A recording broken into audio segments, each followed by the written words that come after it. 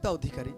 হ্যাঁ আপনারা জোয়ানিয়া থেকে আসছেন, হ্যাঁ ওটা নদিয়া জেলা। হ্যাঁ এখানে লেখা আছে, আপনাদের যে সাক্ষ্য আছে যে আপনাদের পরিবার জীবনে আপনাদের ওয়াইফ হাজবেন্ড আপনাদের দুজনকার মধ্যে কিছু সন্দেহের দুষ্ট আত্মা কাজ করতো। হ্যাঁ আপনারা বলুন, আপনি বলুন যে কি প্রবলেম হতো সেই সময়গুলো।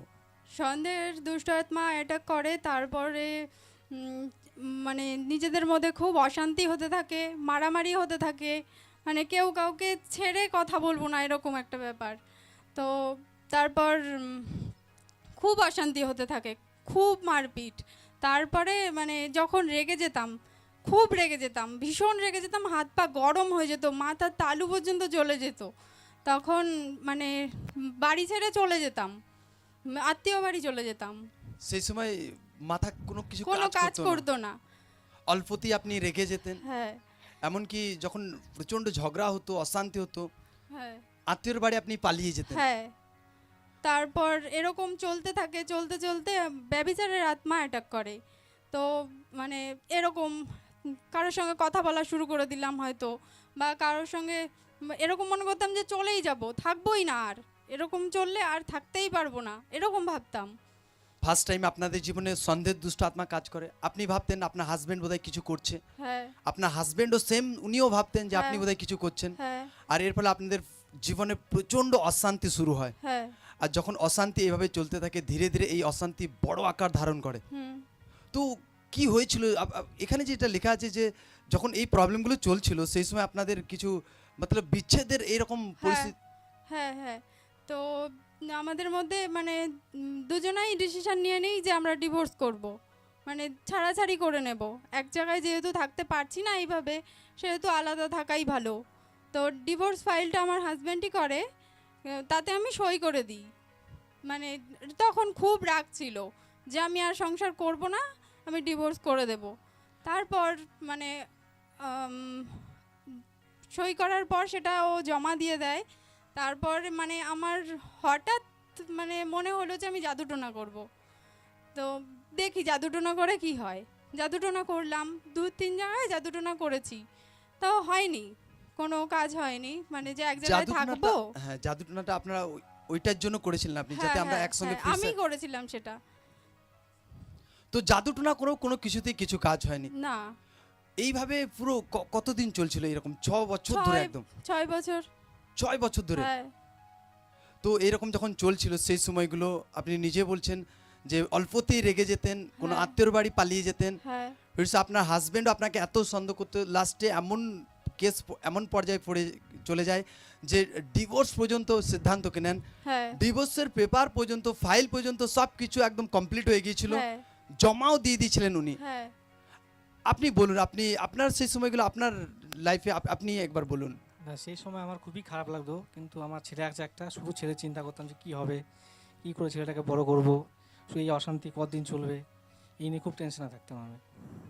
আপনিও সেই সময় বুঝতে পারেননি যে ডিভোর্স যদি হয়ে যায় তো আরো বড় কিছু প্রবলেম আরো ঘটবে জীবনে? আমি বুঝতে পেরেছিলাম, কিন্তু কোনো রাস্তা খুঁজে পাচ্ছিলাম না, মাথা কাজ করছিল না, যে কোনো কাজই করছিল না।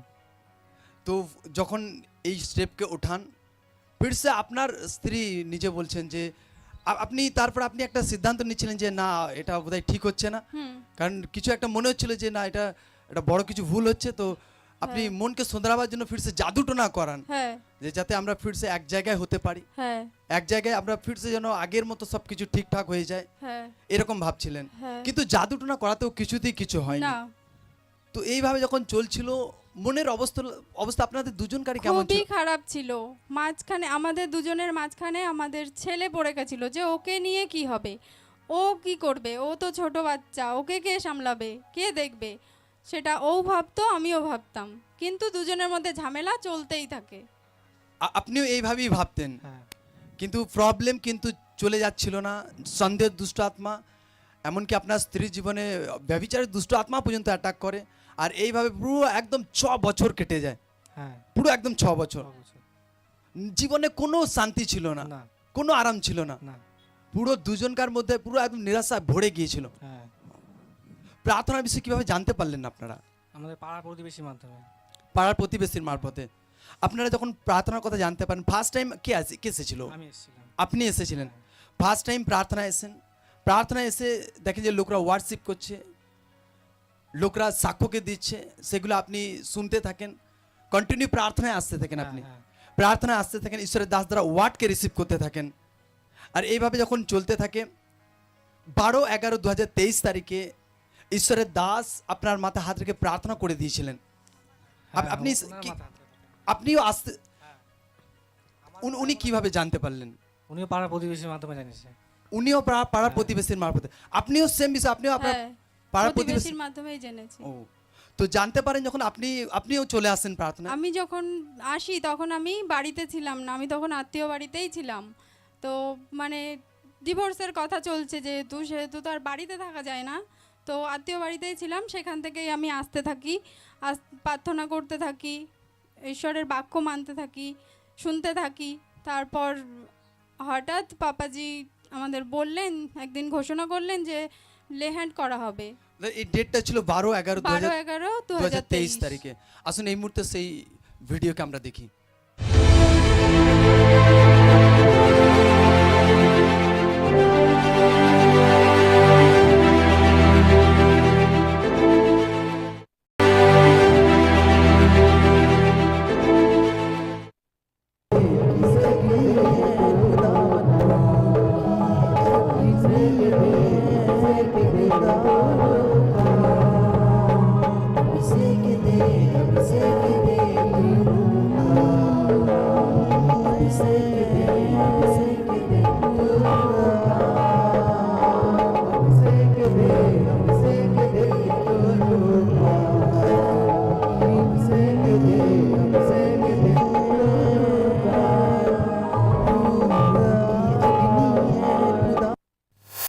বারো 11/2023 তারিখে যে প্রার্থনা হয়েছিল ঈশ্বরের দাস দ্বারা আপনার মাথায় হাত রেখে, হ্যাঁ। তো তারপর কি চেঞ্জিং হয় বলুন? তারপর হঠাৎ যেন মনে হয় আমার গাটা ঝাঁকি দিয়ে ওঠে, একটা ইলেকট্রিক শক দিলে যেরকম হয় সেরকম হলো। তারপরে আমি কিছুটা দূরে গিয়ে পড়ে গেলাম, পড়ে যাওয়ার পর আমি আর উঠে দাঁড়াতে পারছিলাম না। তো আস্তে আস্তে যে উঠে দাঁড়াবো সেই শক্তিটাও ছিল না, খুব কষ্ট করে উঠে দাঁড়িয়ে গিয়ে নিজের জায়গায় বসলাম। তারপরে আস্তে আস্তে মানে সেখানেই প্রার্থনা করতে থাকি, খুব কান্নাকাটি করতে থাকি, ঈশ্বর আমাকে আমার পথ দেখাও, আমার স্বামীর মন চেঞ্জ করো, আমার মন চেঞ্জ করো, আমাদের মানে সংসার জীবন যেন সুখের হয়, এরকমভাবে প্রার্থনা করতে থাকলাম। তারপর বাড়ি গেলাম, তারপরেও এখানে আসতে থাকি। আস্তে আস্তে প্রায় 15 দিনের মাথায় আমার হাজব্যান্ড আমাকে ফোন করে, তারপর ওই থেকে আমাদের যোগাযোগ, তারপরে আমরা বাড়ি আসি এক জায়গায়। এখনো 6 মাস ধরে রয়েছে, কোনো অসুবিধা নেই। অর্থাৎ সেদিন যে প্রার্থনা হয়েছিল সেদিন তারপর থেকে আপনার লাইফে চেঞ্জিং শুরু হয়। হ্যাঁ, যখন 15 দিন হয়, 15 দিনের পর যে ডিভোর্সের পেপার জমা পড়েছিল সেটা ক্যান্সেল হয়। হ্যাঁ, আপনাদের মধ্যে যে অশান্তি ছিল, যে দুষ্ট আত্মা, সন্দেহের দুষ্ট আত্মা কাজ করতো, সেই প্রার্থনার পর থেকে পুরো রীতিতে আপনারা ফ্রি, হ্যাঁ, ডিভোর্স পুরো ক্যান্সেল হয়, হ্যাঁ, আর পুরো একদম ফ্রি হন, আজাদ হন আপনারা। হ্যাঁ। সকলে জোর সে মহিমা করে হালেলুয়া, হালেলুয়া, হালেলুয়া। জোর সে মহিমা হয়, হালেলুয়া, জোর সে জোর সে মহিমা করে সকলে হালেলুয়া। এই বড় আশীর্বাদের জন্য। জোর সে জোর সে হালেলুয়া। সকলে ধ্যান সহকারে শুনবো। ইনাদের লাইফে 6 বছর ধরে ইনাদের দুজনকার মধ্যে সন্দেহের দুষ্ট আত্মা কাজ করতো। আর এই সন্দেহের দুষ্ট আত্মা ইনারা নিজেরা বলছেন যে একে অপরকে ইনারা সন্দেহ করতেন। আর এইভাবে যখন এই প্রবলেম চলতে থাকে, ইনাদের জীবনে এত অশান্তি হতো, নিজেদের দুজনকার মধ্যে মারপিট হতো, অল্পতেই ইনার স্ত্রী রেগে যেতেন।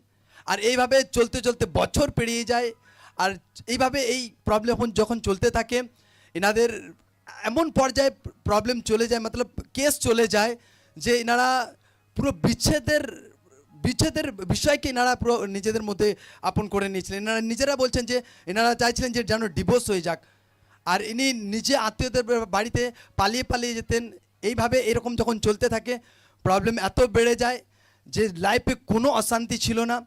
এমনকি ডিভোর্সের পেপার পর্যন্ত সব কিছু ঠিকঠাক হয়ে গিয়েছিল, জমা পড়ে গিয়েছিল।